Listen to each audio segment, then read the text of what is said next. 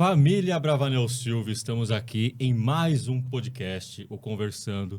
Eu quero agradecer a todos que acompanharam a nossa primeira edição com Roger Turquette, foi um sucesso. E hoje nós também temos um nome de peso do SBT, fez trajetória lindíssima ali, está no jornalismo há tantos anos, figura, né, presente nas nossas casas ali quando a gente acompanhava o SBT. Aqui Agora, quem não lembra, né, da primeira versão do Aqui Agora? Eu lembro, tenho 41 anos, eu lembro bem. Hoje, aqui no Conversando, nesse espaço que é do Aluguel de Sala SP, inclusive você que tem interesse em fazer um podcast aqui em São Paulo, essa estrutura toda está à sua disposição. Localização privilegiada, pertinho do metrô Brigadeiro, fácil acesso, poucos passos da Avenida Paulista, toda a estrutura montada aqui esperando. Então, obrigado ao Aluguel de Sala SP por nos proporcionar a realização do Conversando aqui nesse espaço. Hoje com a gente, Madalena Bonfilholi. Oi, Du. Oi, pessoal. Olha, um grande abraço para todos que estão nos assistindo. Estou muito feliz de estar aqui, porque a família Bravanel é quase a minha família, né? Do carinho que a gente tem. Então, eu estou à disposição e quero muito recordar parte da nossa história dentro do SBT. Obrigado, Madalena, por aceitar o convite e participar do nosso podcast. Foi um prazer. Fica aqui, ok. Tá? Bom, Madalena, a gente quer conversar um pouquinho sobre a sua trajetória, né? Em 1 minuto, em 1 hora é pouco. A Madalena sempre aí no jornalismo e a gente gosta de conhecer também um pouquinho dos bastidores. Tá, né? Certo, claro. De como chegou ali a sua estreia no SBT. A gente sabe que esse ano, em agosto, o SBT completa 45 anos. E você foi a repórter que transmitiu a inauguração da TV mais feliz do Brasil. Exatamente. Como chegou aí esse convite para você estar naquele momento ali? Então, na verdade, eu comecei a minha carreira na extinta TV Tupi.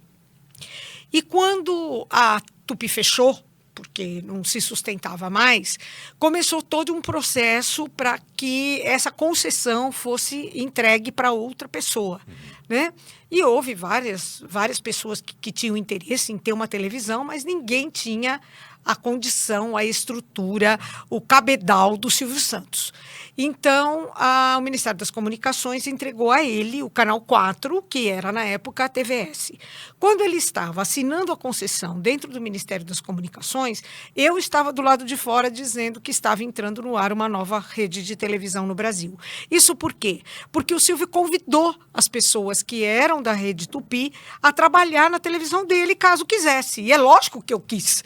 Óbvio, imagina trabalhar com o seu Silvio, imagina que eu não queria. E aí eu estava lá, eu era repórter, eu e mais 3 outros repórteres estávamos lá fazendo essa transmissão. E eu costumo dizer, Du, que naquele momento eu não tinha nem ideia, eu era tão novinha, que eu não tinha nem ideia de que eu estava fazendo história. Estávamos todos ali fazendo história. Verdade. Né? E hoje, quando o SBT está prestes de completar 45 anos de existência, é que eu vejo quanta história. De quanta história a gente participou. Muitas histórias. E ali o seu convívio com o Silvio Santos, você tinha uma proximidade com ele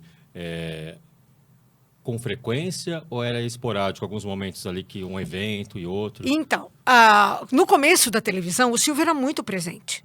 Ele chamava, ele descia, ele ia até a gente. No começo era. Depois, a TV foi, digamos assim, se profissionalizando cada vez mais. Então, havia os diretores, havia os gerentes, havia os chefes, e não havia necessidade mais desse contato tão próximo.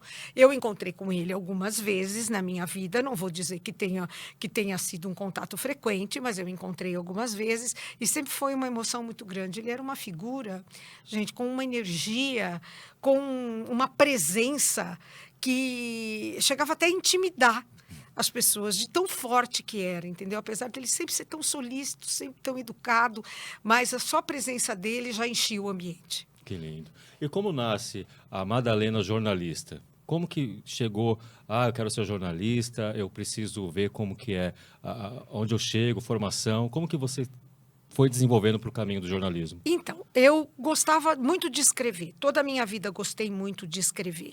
Eu fazia o jornal na escola. Eu estudava num colégio público em Jundiaí e eu fazia o jornalzinho da escola. porque eu achava sensacional escrever, né? E aí, quando eu resolvi ser jornalista, a minha intenção, para você ver como é que são as coisas, a minha intenção era escrever. Eu queria escrever nos grandes jornais, eu queria escrever... eu me lembro que quando eu vinha de Jundiaí para São Paulo, e eu passava na Marginal, tinha aquele prédio da editora Abril, que tinha aquela árvorezinha em cima, e eu dizia, um dia eu vou escrever nessas revistas da editora Abril. Gente, isso nunca aconteceu, porque a vida me levou para outro lado. A vida me levou para uma vaga de repórter estagiária que tinha na Rede Tupi e que eu não fazia, nunca tinha parado para pensar nisso. Não sou como muitas e muitas moças que vão fazer jornalismo já querendo aparecer na televisão. Isso não tinha nem passado pela minha cabeça. Minha cabeça estava lá na árvorezinha, entendeu? Mas eu acabei tendo essa vaga. Eu falei, bom, vou fazer jornalismo até, vou fazer televisão até aparecer outra coisa. Mas aí existem certas coisas nas quais você entra, meu amigo, e nunca mais você sai. Foi mordida pelo bichinho na televisão. Exato. Hoje, a gente vê que... Hoje não, já tem um tempo. Depois, com a internet, tem várias formas de você se expressar. Você não precisa estar exatamente numa televisão, num rádio para deixar a sua opinião. Você hoje, com um celular, uma internet, você consegue criar conteúdo. Como que você vê hoje o fácil acesso das pessoas terem essa informação rápida, às vezes sem apurar, às vezes com muito fake news? Qual é o cuidado que o jornalista deve ter na hora de transmitir uma informação a quem vai receber a notícia? Então, as redes sociais, elas tiraram dos jornalistas o monopólio da informação. Isso. Hoje em dia, qualquer um pode informar através das suas redes sociais, né?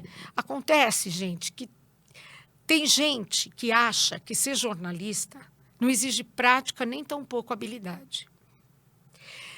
Eu vou prestar atenção se eu for ao médico, porque se eu for ao médico, o cara tem que ser médico mesmo, porque ele vai mexer com o meu corpo.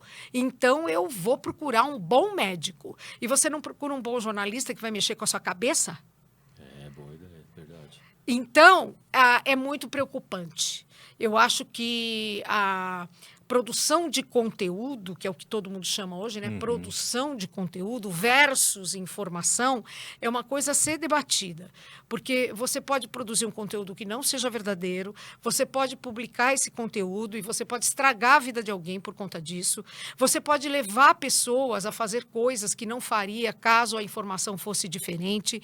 Ou seja, a tua influência sobre essas pessoas, todo mundo acha lindo ser influencer. Cuidado, influencer. Veja bem a quem você vai influenciar e com que tipo de ideia você vai influenciar. Você pode levar uma pessoa para a desgraça, se você influenciar de uma forma negativa. Sim. Então, isso tudo é muito perigoso. Nós, jornalistas, não entramos em conversa de rede social. A gente vê aquilo, a gente tem as nossas fontes para poder apurar e a gente jamais leva adiante uma informação que está lá na internet se a gente não tiver certeza absoluta de que é verdade. Sim.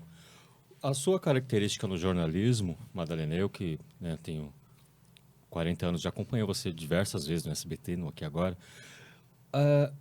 Você tem uma característica de fazer um jornalismo bem humanizado, que você gosta de falar do povo, assim, de entrar na história, de mostrar, de dizer. Você diversas vezes se emociona e passa isso para quem está assistindo. Como que foi ali? Você teve dificuldade em ter... não sei se foi caso pensado, acho que foi naturalmente essa sua vertente ali no jornalismo. Mas alguém direcionou você e falou assim, não, você não pode se emocionar tanto, você tem que seguir esse padrão, ou isso te deixaram você criar ali, você foi tendo essa liberdade de ser quem você queria ser realmente ali? Não, eu tive sim, até porque ninguém é bobo, né? Entraram com um programa completamente novo, que só era bombardeado, que foi uma grande ideia do seu Silvio, o Aqui Agora, e ele foi bombardeado. Eu brinco que só não chamaram a gente de bonito, porque de resto chamaram, né? Então, a partir do momento que eu comecei a fazer aquelas matérias muito emocionantes, e começou a pontuar, ninguém ia dizer para mim, Madalena, para. Ninguém ia dizer isso. Nunca ninguém me obrigou a chorar, que isso fique bem claro. Existia, sim, uma brincadeira eterna lá no Aqui Agora, porque era uma redação muito feliz, onde as pessoas brincavam muito, riam muito, era muito barulhenta, era uma redação que hoje em dia não existe mais. gritar, até porque hoje em dia é tudo no computador, naquela época era na máquina de escrever, e a máquina de escrever fazia barulho, entendeu? E as pessoas gritavam, falavam alto, e era telefone fixo tocando o tempo todo, não tinha como colocar no silencioso. Então, era muito barulhenta, mas era também muito divertida. E ali as pessoas brincavam e diziam assim, se a Madalena não chorar e o Russomano não apanhar, o programa não vai pontuar. Entendeu? Mas isso era, na verdade, uma brincadeira. Uma brincadeira interna. Ninguém me obrigava a chorar, eu chorava porque eu chorava mesmo, que eu choro até hoje, porque é assim. E por isso que você está há tantos anos e tem um público muito grande, não só de quem acompanha o jornalismo, mas de quem gosta do SBT. Ali no SBT, você viveu grandes momentos, claro. Teve contato com grandes nomes da emissora, né? Gugu, você não era repórter fixa do Gugu, mas não. Ali você estava sempre quando você tinha um sabe a plantel. história, né? Eu já te contei, acho que isso. Que assim, eu era o marmitão. Eu era aquela que estava sempre de plantão no fim de semana, na hora que acontecia uma tragédia. Então, quem é que ia para a rua no domingo era a Madalena. Porque quem estava de plantão? A Madalena. E eu era o marmitão, era sempre eu que estava. Então, parecia assim uma coisa combinada com a fatalidade. Entendeu?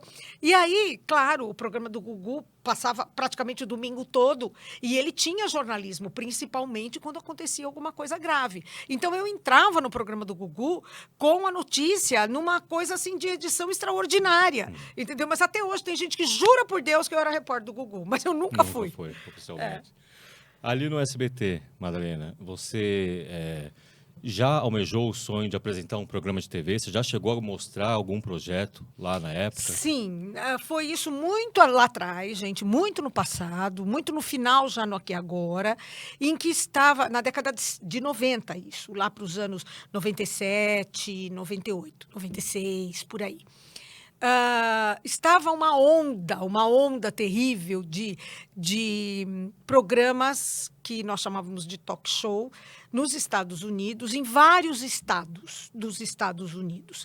Eu cheguei a contar na época 22, cada um com um apresentador diferente. E esses programas, eles eram mais ou menos o que vocês assistem no Caso de Família. Mais ou menos aquilo, com algumas diferenças entre um e outro. Tal. A principal de todas essas apresentadoras era a Oprah Winfrey, por quem eu tinha uma grande admiração. Então, eu cheguei aí para os Estados Unidos, eu cheguei a visitar os auditórios desses programas, eu consegui scripts, que são os roteiros, trouxe para São Paulo, criei um projeto e entreguei para a direção artística da época na televisão. Isso, de alguma forma, porque não era só eu que estava antenada, o Silvio Santos devia estar também e viu essa realidade acontecendo, e ele contratou um produtor de um desses programas para vir para o Brasil para implantar esse programa no SBT. E deu carta branca para essa pessoa.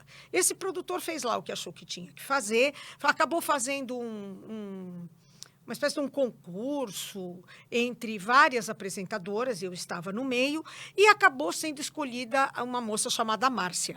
E esse programa estreou como o Márcia, sem o menor problema em relação à escolha que foi feita, mas é claro que eu fiquei triste. Eu tinha planejado fazer esse programa, eu tinha levado esse material para o SBT e acabou indo por outros caminhos a instalação desse programa e outra pessoa foi escolhida. Então, eu fiquei triste, continuei sendo repórter, continuei fazendo o meu trabalho, mas não vou dizer que eu não tenha ficado triste porque eu fiquei. E aí, na sequência, eu recebi um convite da Manchete, que estava numa situação muito ruim, mas mesmo assim, eles ainda tinham algumas estreias na programação, e situação muito ruim, que eu digo financeira, né? E me levaram para fazer o programa. E lá eu fiz o Madalena Manchete Verdade, enquanto a emissora existiu, que foi muito pouco tempo. Mas eu consegui realizar o sonho de ser apresentadora, só que, infelizmente, não no SBT. Quando eu saí da Manchete, eu criei um outro programa, um outro projeto, chamado Jornal do Nenê. Mas ele era um projeto que se encaixava muito melhor em televisão, ou em televisão UHF, ou em televisão fechada. Não era para uma TV aberta. Então, eu fui para a extinta Rede Mulher, que depois virou Record News. Depois virou Record News. E ali eu apresentei esse programa, que tinha um esquete de atriz e ator mesmo. Foi daí que começou o meu trabalho também como atriz, porque hoje em dia eu tenho DRT de atriz, hoje em dia eu sou dubladora, e foi aí que começou E a gente fazia um programa para mães de crianças de 0 a 6 anos, que também foi uma graça, uma coisa muito legal na minha vida. Mas, em seguida, o SBT me chamou de volta para eu participar do SBT Repórter. E como eu nunca tinha feito documentário, isso me encheu os olhos. E eu voltei para fazer, no ano 2000, eu voltei para fazer o SBT Repórter. Fiquei lá um tempo, o SBT Repórter ameaçou sair do ar e eu tive o convite para ir para o programa do Ratinho. E aí onde eu fiquei 23 anos. Uma vida. O programa do Ratinho, ele é tido como um popularzão, Sim. né? Você, no jornalismo, ingressando nesse programa tido como popularzão, que muitas pessoas, até do jornalismo, torcem o nariz. Vamos dizer a verdade, assim, é muito popular, não sei o que, o Ratinho mesmo disse diversas vezes que já sentiu preconceito em várias pessoas da área da comunicação. Você sentiu esse preconceito também quando ele iniciou lá no Ratinho? Com certeza, mas eu não dei a menor bola, Isso porque mesmo. eu tive esse mesmo preconceito quando eu fiz o Aqui Agora. Quando eu comecei no Aqui Agora. Uhum. Eu tive esse mesmo preconceito. Eu vim do jornal do Boris. Eu vim do TJ Brasil. E aí, eu fui fazer o Aqui Agora, que todo mundo dizia que era um jornal sangrento, o que é uma tremenda de uma mentira, porque o Aqui Agora nunca mostrou um defunto. Nunca. Falava que tinha matado, que tinha morrido, mas não mostrava. Entendeu? Então, hoje, os telejornais policiais que a gente tem por aí mostram muito mais sangue do que o Aqui Agora mostrava. Verdade. Você ainda almeja essa vontade de trabalhar como apresentador em televisão hoje? Ou não? Você deu uma mudada de página? Você não pensa mais em apresentar algo assim? Olha, precisaria, já não no projeto como O que você apresentou anteriormente. como aquele. Já não, porque já houve várias versões, já não é mais uma novidade. Então, eu acho que já não. Isso definitivamente é página virada, completamente. Até porque eu cheguei a fazer na manchete, fiz, está feito, pronto, acabou, vamos adiante. Entendeu? Sim, eu imaginaria fazer alguma coisa, mas mais na área jornalística mesmo. Entendeu? Apresentar um jornal seria o máximo. Olha aí. Ali no SBT, Madalena, tantos anos de carreira ali, com certeza diversas matérias você já fez e Sim. é difícil escolher uma que Sim. você mais se identifica, ou mais gostou de fazer. Mas a primeira que vem de bate-pronto na sua mente, assim, quando fala, Madalena, fala uma matéria nesse tempo todo de SBT que você enche os olhos quando lembra que você fez. Tem alguma especificamente, sim? Olha, agora eu quero saber de você, porque tem muitas vertentes. Então, você quer saber a primeira que me projetou como uma pessoa que se emocionava? Você quer saber uma de que eu tive um orgulho danado de fazer? A do orgulho? Isso. Eu acho que eu vou falar de uma mais recente. Não que eu não tenha tido no passado outros orgulhos, tive muitos. Mas a mais recente foi o SBT Repórter que eu fiz em Auschwitz. Esse SBT Repórter foi. Sabe o que é? Nossa. Uma coisa forte, uma coisa que exigiu de mim muito, porque eu tive que, mais do que me emocionar, eu tive que estudar, eu tive que conhecer o que aconteceu ali. Eu entrei em lugares ali que o público não entra. Entendeu? Que, sei lá, acho que o pessoal de Auschwitz gostou de mim e eles me deram algumas benesses, viram que eu estava fazendo um trabalho sério e me deram algumas benesses. Olha, você vai entrar num lugar que é uma área preservada, que nunca o público não entra, só estudiosos entram, que é uma área exatamente preservada de como as pessoas viviam aqui, entendeu? Então, eu tive que ser muito forte para entrar na câmara de gás, para mostrar os arranhões nas paredes das pessoas que estavam morrendo. Isso exigiu de mim muito profissionalismo, mas muito. E como desliga? Quando termina, você é um ser humano. Eu E depois? Como você trabalha isso na sua mente? Então, e depois você tem que entender que você fez aquilo com um propósito. Entendeu? Você não foi lá para passear. Você fez aquilo com um propósito. Qual que era o propósito? O propósito era que as pessoas conhecessem o que aconteceu lá e que isso não se repetisse mais. Então, eu fiz um complemento, chegando no Brasil, das vidas que foram impactadas por esse campo de concentração, pessoas que vieram para o Brasil, famílias que são oriundas disso, entendeu? E como essas pessoas se recuperaram depois de uma coisa tão terrível. né? O programa, modéstia à parte, ficou lindo, entendeu? Ficou sensível. E eu acho que a gente conseguiu. A gente conseguiu mostrar. Eu me lembro exatamente da frase que eu encerro. Eu encerro o programa dizendo que aquilo foi um erro histórico, uma atrocidade que nenhuma declaração, porque eu peguei declaração de muitas pessoas, e nenhuma reportagem teriam condições de expressar. Porque é forte demais. É forte demais. A gente que não esteve lá sentiu isso. Imagina você, pessoalmente. Exatamente. Então, eu tive muito orgulho desse material. E antes de você chegar lá, com certeza, antes também você se preparou, né? Psicologicamente, para você fazer uma matéria tão forte dessa. Olha, né? eu não diria psicologicamente. A minha preocupação era me preparar historicamente. Era estudar, para não falar besteira. E para entender tudo o que eu via lá.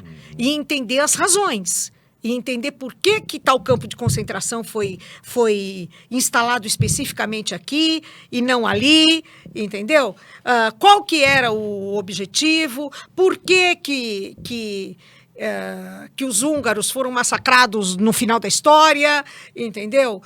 O que aconteceu por que eles abandonaram campos de concentração com centenas de prisioneiros para morrer, e por que eles estavam fazendo uma marcha, que eles chamavam de Marcha da Morte. Enfim, tudo isso está super explicado historicamente, e olha, eu não tive uma contestação.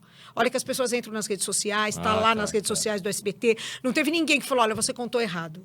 Não era isso, não foi isso, entendeu? Graças a Deus. É porque eu realmente estudei antes de fazer.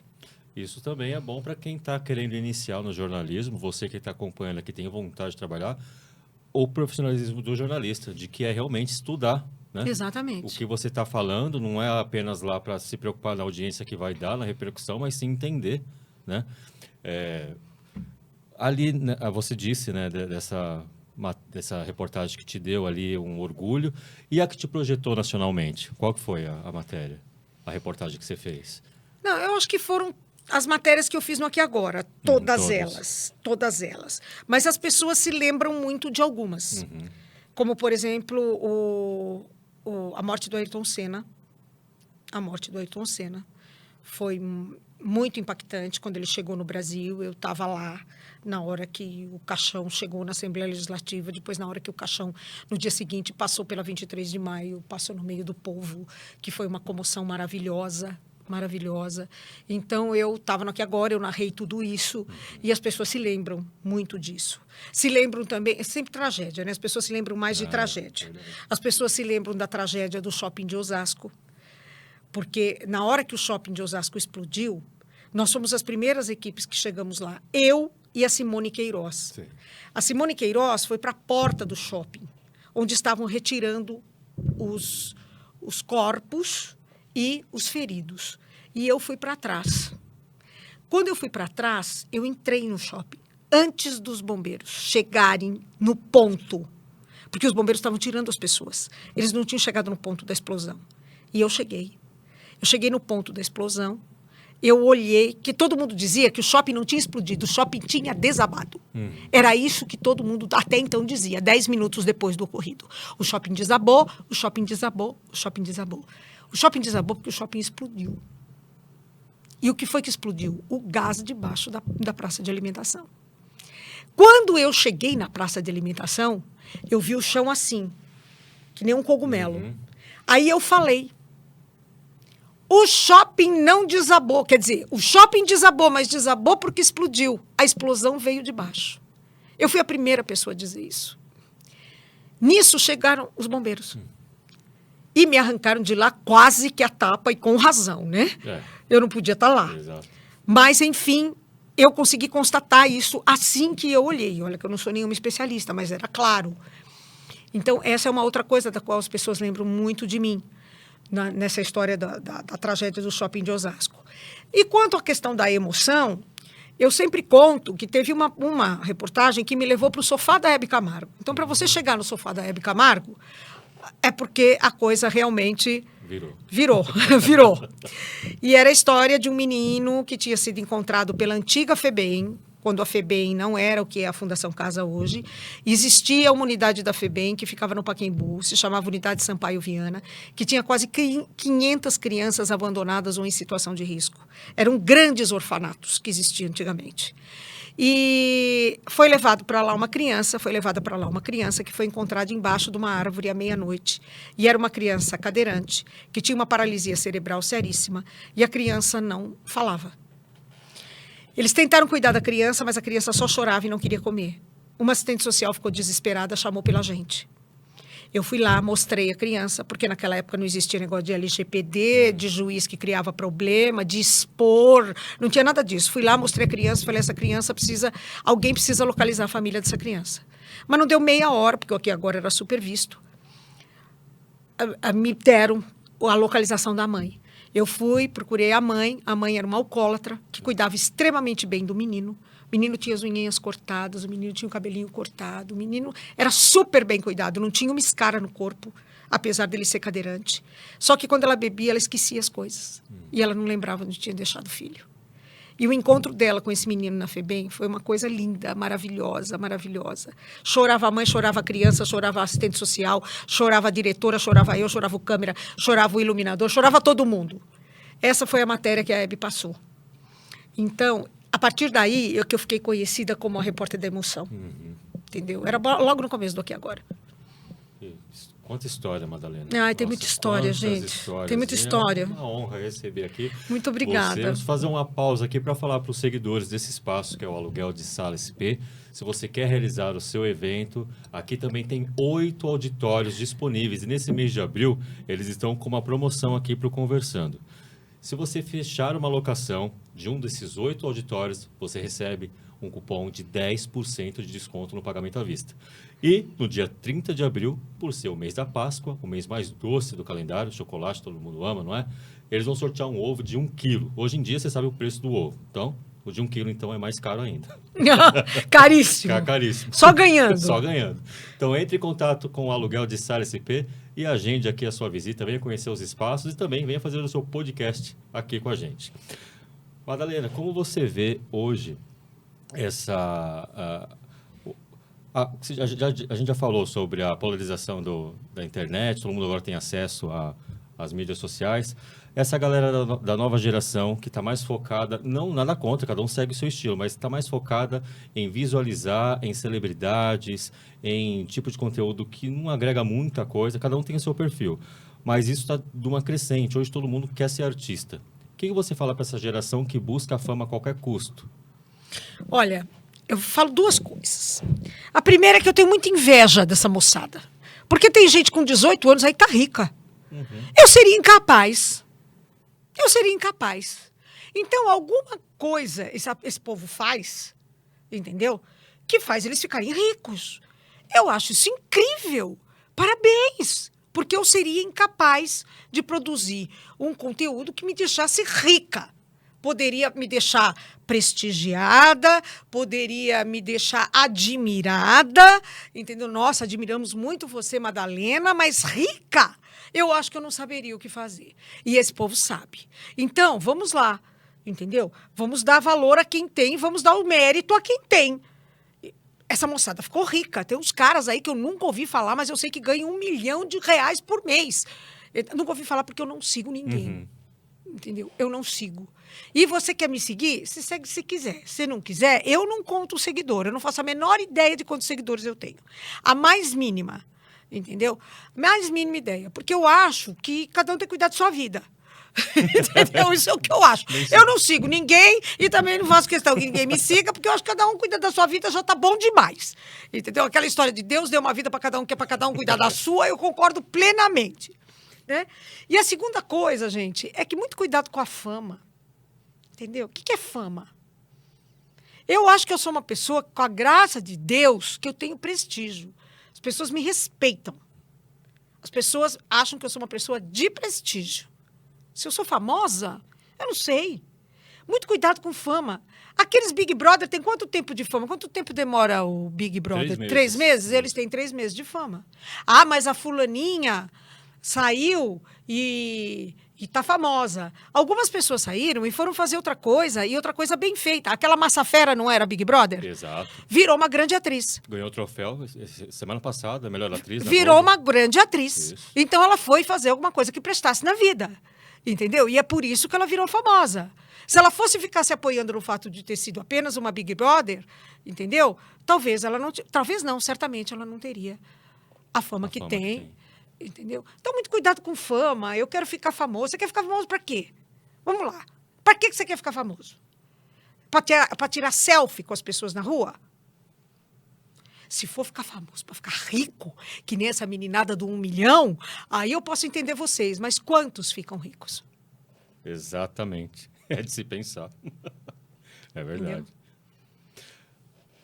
Essa geração da internet tem essa facilidade de chegar ali, tem tudo mastigado, assim, para pesquisar, é muito mais fácil. Na minha época da escola, para fazer um trabalho, tinha que ir até a biblioteca. Eu também. Biblioteca Pública de Jundiaí. Eu era de Guaianazes. E você imagina, a gente pobre, às vezes não tinha dinheiro para condução, para ir para o centro da cidade, para pegar o livro na biblioteca municipal. Você chegava lá, o pessoal da escola já tinha passado lá, já tinha pegado o livro. Você não tinha... Ai, que desespero! Perdi a viagem. Perdi a viagem. Gente, hoje em dia está tudo na mão. Todo mundo tem alguém que a gente se inspira, né, na nossa carreira. Eu tenho uma admiração gigantesca pelo Silvio Santos, por tudo que ele representa, por tudo que ele foi e que ainda continua sendo e será. Você tem alguém no jornalismo, Madalena, seja aqui no Brasil mesmo, ou alguém de fora que você um dia focou e falou assim, nossa, é a minha inspiração, ou não? Quando comecei a carreira, a minha repórter, assim, que eu assistia tudo, não perdia nada do que ela fazia, porque eu achava ela brilhante. Talvez você, não sei se você...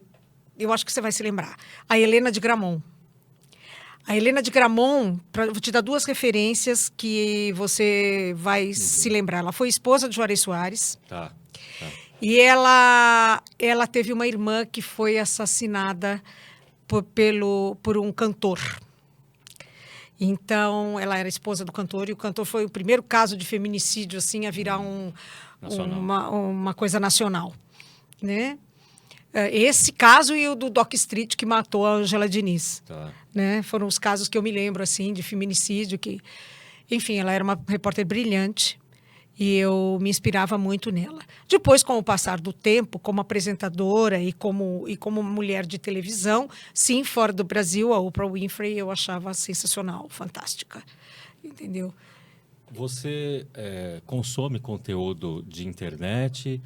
Você, quando está com tempo livre, você gosta de acompanhar a televisão ou não? Eu olho o que é necessário para me informar. Tá. Entendeu? Então, eu acompanho, se alguém falar, nossa, tem tal coisa, estão falando que tal pessoa vai para o SBT. Aí eu vou lá olhar se realmente existe um comentário, se já está para fechar contrato e tudo mais, entendeu? Eu vou para me informar, para ficar atualizada sobre o que está acontecendo. Mas eu não fico... olha, desculpa, gente, pode falar o que for, Madalena, poxa vida, mas quem está namorando quem?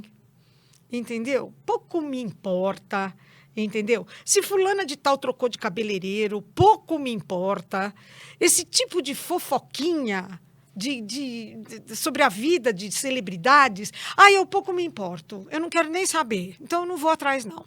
É mais aquilo que realmente te interessa, que vai te agregar alguma coisa. Exatamente, que vai me agregar né? alguma coisa. Exatamente. No SBT, os momentos com o Silvio Santos que você já teve algum especial ali que ficou marcado na sua memória, a não ser o primeiro que você encontrou com ele lá? Sim. Acho que teve alguns. Uma vez ele me chamou na sala dele. Eu gosto de ouvir essas histórias. Sim, porque não tinha ninguém lá. Ele me chamou na sala dele e ele queria que eu fizesse um quadro para o programa dele no domingo. Eu acho que chamava Em Nome do Amor, mas eu não juro que era esse o nome. Porque você entrava num ônibus, a pessoa estava lá, a pessoa contava a história do que ela precisava, ela queria queria um perdão, ou queria fazer uma declaração, alguma coisa assim. E depois, no palco, o Silvio Santos, eu fazia essa gravação, passava, e aí no palco o Silvio fazia o encontro das pessoas para ver se o negócio rolava ou não rolava. Entendi. Entendeu? Era mais ou menos essa a dinâmica do quadro. E eu fui, gravei para ele, mas eu falei para ele que eu não queria ficar fazendo aquilo. Eu estava numa época, num momento no Aqui Agora, em que as minhas matérias eram muito emocionantes, em que eu ajudava muitas pessoas, em que esse reconhecimento vinha de uma forma muito forte, a audiência era muito boa. E eu errei. Vou dizer para vocês, eu errei. Eu devia ter ficado com ele. Por Eu quê? devia. Porque ele era ele. Entendeu? Ele era ele. Eu poderia ter aprendido muito mais se eu tivesse ficado com ele. Mas ele entendeu. Não tem problema. Então, a gente coloca no ar esse primeiro que você fez e eu vou dizer no programa que você vai continuar no Aqui Agora. Eu falei, o senhor não vai esquecer? O senhor vai dizer? Ele falou, se eu estou dizendo que vou dizer, eu vou dizer. E ele disse. Mas hoje eu sei que, como estratégia de carreira, eu errei. Tá. Eu devia ter ficado com ele. Deveria. Caramba. É. Você chegou, né, no SBT no início de tudo ali, fez até a transmissão da inauguração do sinal da TV. Ali era na Vila Guilherme? Vila Guilherme. Vila Guilherme. E hoje não, já tem muitos anos que eles estão ali na Anhanguera. Sim. A diferença de tamanho de proporção nem se compara uma com a outra. Mas ali, acho que tanto na Anhanguera quanto na Vila Guilherme tinham bons momentos ali que você vivenciou.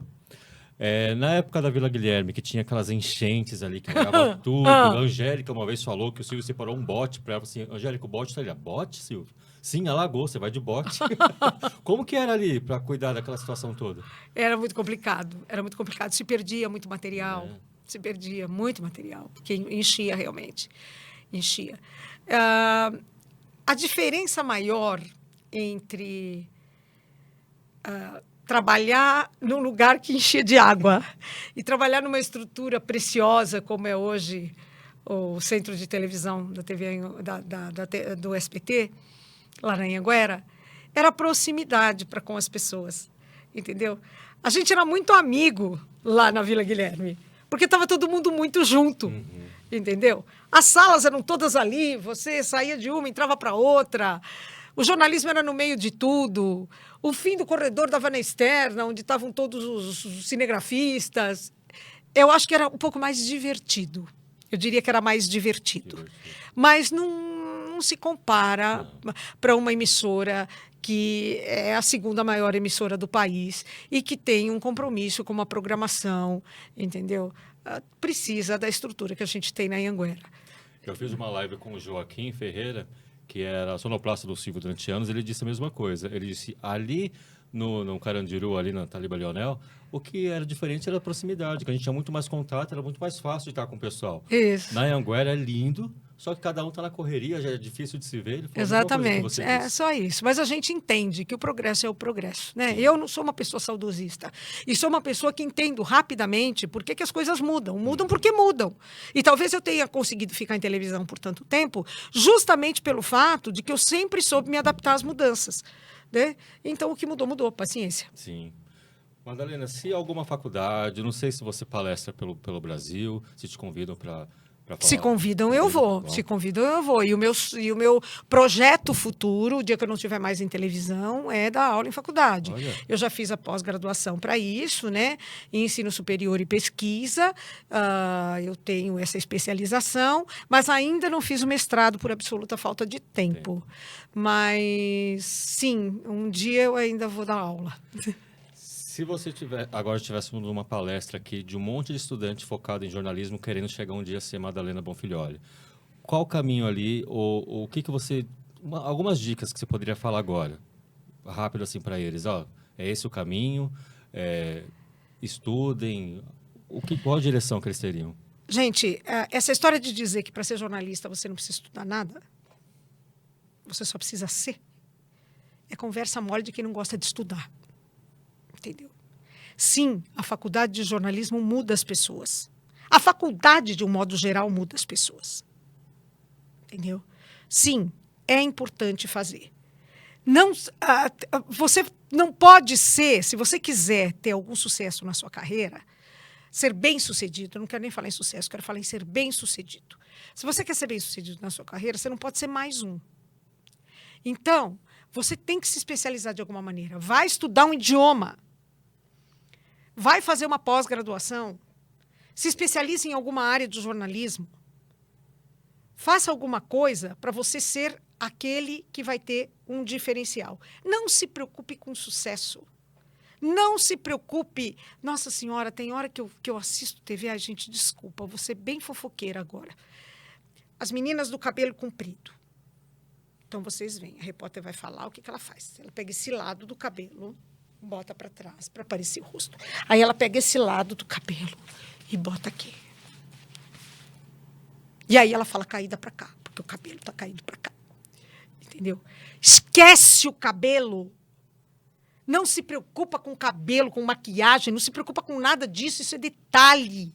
Se preocupa com o que você vai falar. Se preocupa com a maneira como você vai tratar o seu entrevistado. Se preocupa com a informação nova que você vai descobrir. Se preocupa com a exclusividade. Entendeu? Ser jornalista não é qualquer coisa. Foi o que eu falei no começo. O jornalismo mexe com a cabeça das pessoas. E você tem que ter responsabilidade ao fazer isso. Então, é muito bom ser jornalista. Mas você tem que fazer isso com paixão. Você tem que fazer isso com responsabilidade, como eu já falei. E tem que fazer isso com conhecimento. Você não pode sair falando o que te vem na cabeça, não. Eu sei, você vai virar para mim aí e vai dizer, ai, tanta gente fala tanta besteira na televisão, tanto jornalista fala tanta besteira, concordo com você. Mas não deveria ser assim. Esse não é o correto. E como último conselho, compre uma galocha porque você vai pisar muito barro. É verdade. Madalena, se Deus, vamos lá, se ele chegasse para você e falasse assim, olha, você tem direito a dar uma notícia para o mundo todo ouvir. Eu vou te dar essa liberdade. Ai, que maravilha seria. Você vai ter esse presente meu. Que notícia você gostaria de falar para a humanidade? Que foram encontradas as curas para todos os tipos de câncer. Olha. E, inclusive, Madalena, eu estava acompanhando na internet lá também, as noticiários.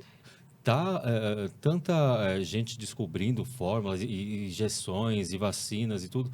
Graças a Deus, com o andar da carruagem, muitas pesquisas vão sendo feitas e sendo aprovadas e tendo resultado positivo.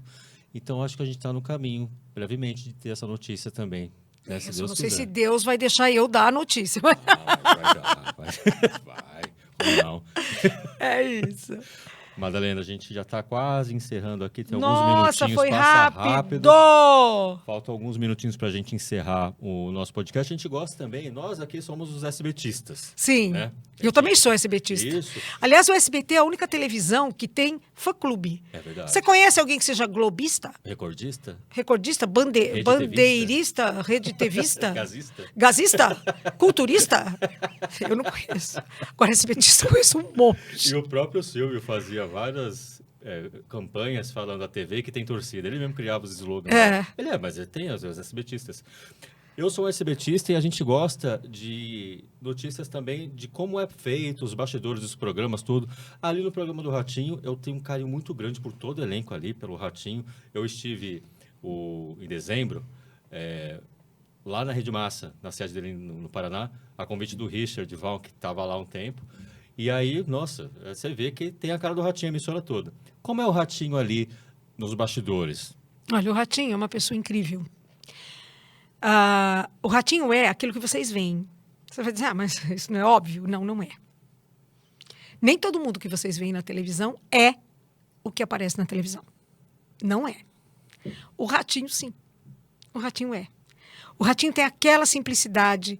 O Ratinho é um homem muito inteligente. Mas, ao mesmo tempo, ele é um homem extremamente inquieto. Então, você está falando com ele, ele está olhando para você. Daqui a pouco ele já está falando de outra coisa, já está olhando para outra coisa. Entendeu? Porque ele tem... Eu acho que ele tem TDAH, eu não sei. Mas eu tenho a impressão que ele tem. E ele é uma pessoa que já ajudou muita gente na vida. Também já teve muita ingratidão. Mas isso é da vida. E ele leva isso muito bem.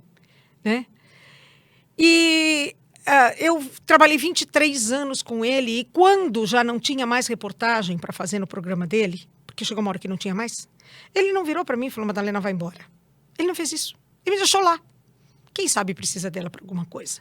Até que a TV precisou de mim, porque ia começar o Tá Na Hora, e o Tá Na Hora precisava de pessoas para trabalhar, e essas pessoas tinham que ser garimpadas dentro da televisão, porque não ia haver uma contratação de uma equipe.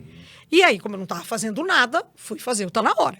Lógico, óbvio, fiquei feliz de ficar ocupada. Né? E daí a gente foi para o jornalismo, e do jornalismo virou Aqui Agora e Não Tá Na Hora, e aí eu estava fazendo outro tipo de jornal, e aí me puseram no SBT Brasil, que eu gosto muito, sou muito feliz lá, e fui parar no SBT Brasil.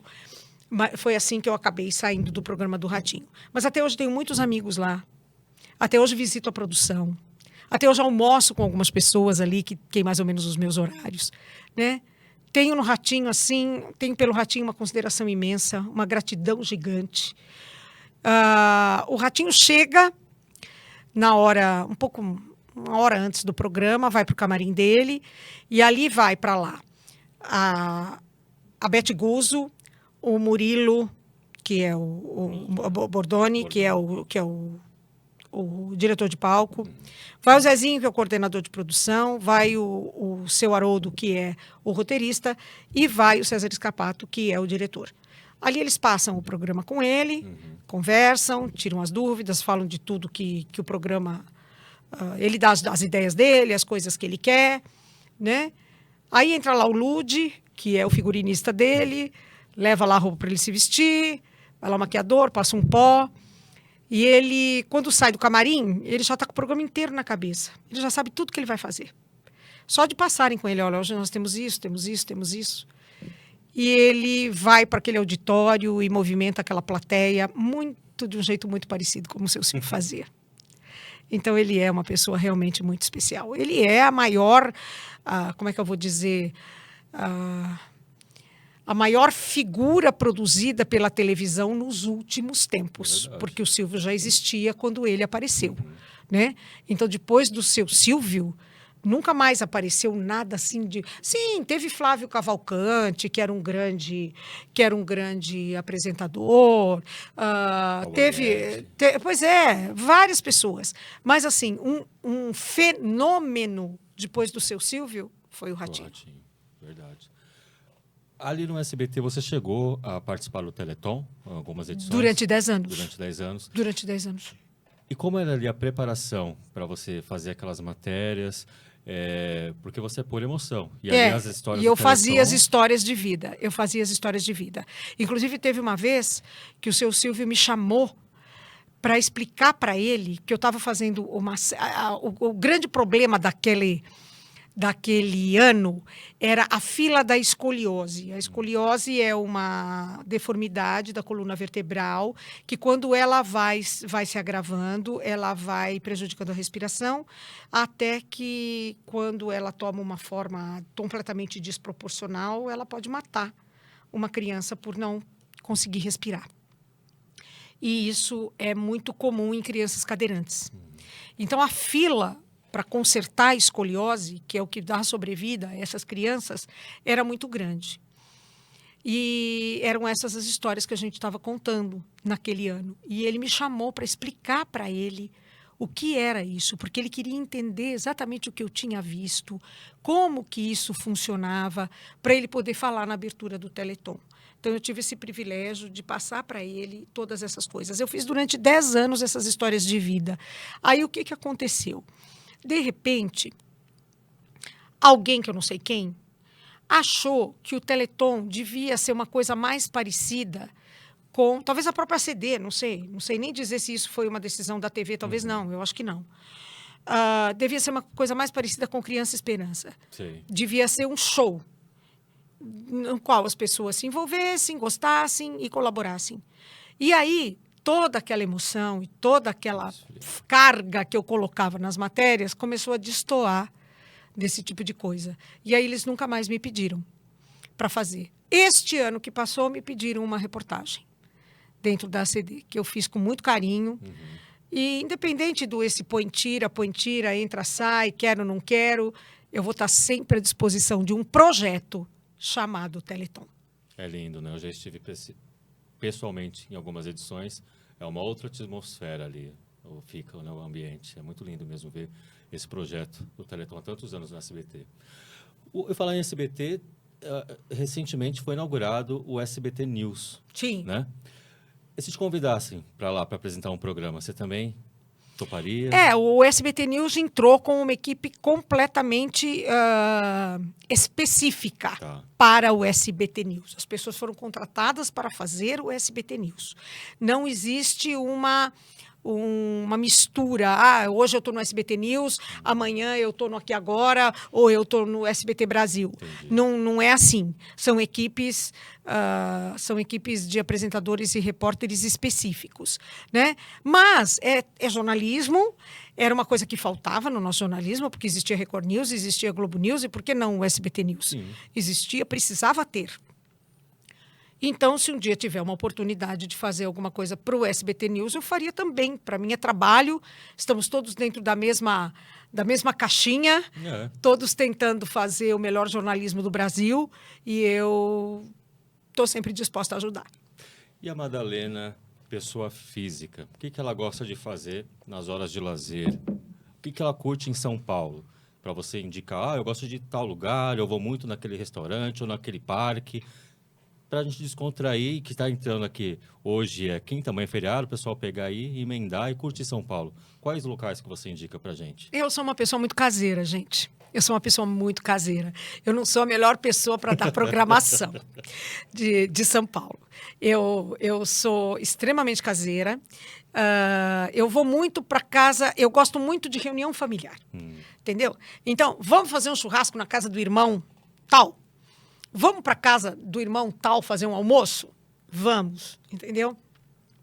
Para casa de tal primo ou para casa de tal sobrinha. É esse o tipo de coisa que eu mais gosto de fazer. Os restaurantes que eu frequento são restaurantes simples. São restaurantes, às vezes, que eu ia na minha infância e que eu vou até hoje. Entendeu? E que eu vou até hoje. Eu não sou de badalação. Eu não sou de curtir a noite de São Paulo, que eu sei que é maravilhosa, eu sei que muitas pessoas vão, que muitas pessoas se divertem, mas eu sou uma pessoa que... se eu disser para você a minha idade, talvez você ache que eu não tenho essa idade. Entendeu? Na próxima terça-feira, dia 7 de abril, dia do jornalista, Olha. eu faço aniversário. Olha. A predestinada. Era ali para ser mesmo. A predestinada. E eu vou fazer 67 anos. Não aparenta de forma alguma. Então, o que isso tem a ver? Tem a ver com uma vida muito regrada, entendeu?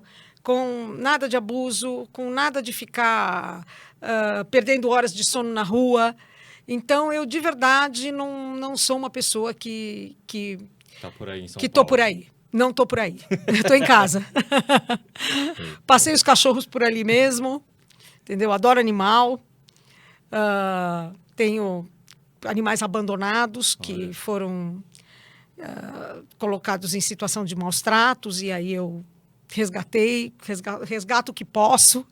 Eu moro num apartamento pequeno, então não consigo levar muita coisa, mas sempre tem, né? Vai um para casa do filho, vai um para casa da prima, e assim a gente vai cuidando.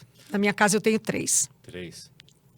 Você teve algum plano B no início da sua carreira? Não, você sempre quis ser jornalista.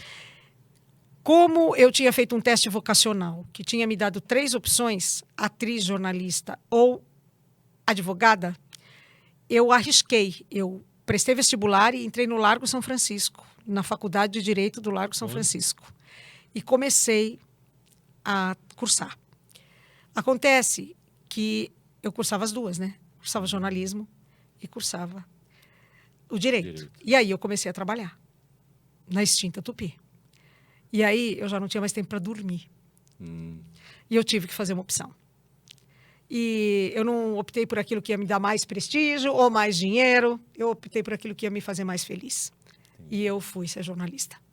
Olha, e não tem vontade de continuar a advocacia? Não tenho. Agora já não. Já não. Passou o tempo. Passou o tempo. Madalena, dia 14 de agosto de 2024, para nós SBTistas, foi um dia para todo mundo, né? Foi um dia que o Silvio deixou esse mundo e foi viver a eternidade. Eu acho que assim como é o dia da despedida do Ayrton Senna, dos Mamonas Assassinas, as Torres Gêmeas, quando aconteceu. 14 de agosto de 2024 também ficou marcado. Eu lembro exatamente onde eu estava, a forma que eu reagi, como que eu recebi essa notícia. E você? Como que você recebeu essa notícia? Você lembra do momento exato? Passou ao Silvio, se foi? Pois é, eu lembro. Eu tinha vindo de uma maratona de vários plantões e naquele dia eu estava de folga. Então, eu peguei e falei, ai meu Deus, eu preciso fazer o meu cabelo. Porque meu cabelo está desarrumado, precisando de hidratação, eu vou fazer o meu cabelo. Eu levantei cedo e fui para o cabeleireiro. Quando eu coloquei o pé dentro do salão, entrou uma edição extraordinária, não foi no SBT, foi na Globo. E eu vi a notícia. E eu fiquei completamente paralisada. E eu não conseguia ter reação. Aí traz água, traz café, traz abana, aquela coisa toda. E aí eu peguei e falei, eu vou para lá. Saí, peguei o carro, fui para lá. E quando eu cheguei lá, me pediram justamente para ir ouvir o Boris Casoy, que ele já estava postos, para ouvir, para ele falar de como tinha sido, como o Silvio Santos tinha escolhido ele para ser o primeiro âncora da televisão brasileira e tudo mais. E foi muito emocionante, eu me lembro que chorei muito. E aí o dia foi desenrolando.